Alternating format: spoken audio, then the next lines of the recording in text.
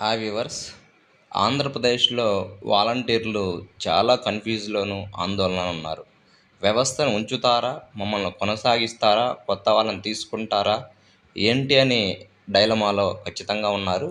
అసలేంటంటే వాలంటీర్లకి గత ప్రభుత్వం నియమించింది.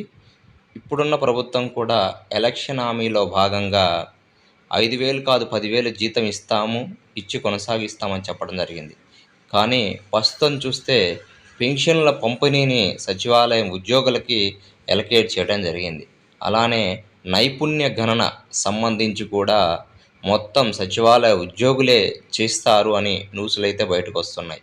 సో, ముఖ్యమైనటువంటి 2 కీలక పనులు గతంలో వాలంటీర్లు చేసే ఇంటింటి సర్వే సచివాలయం వాళ్ళకియటం, పెన్షన్ల పంపిణీ సచివాలయం వాళ్ళకియటంతో వాలంటీర్ వ్యవస్థ మీద చంద్రబాబు నాయుడు గారి ఉద్దేశం ఏంటో తెలియట్లేదు.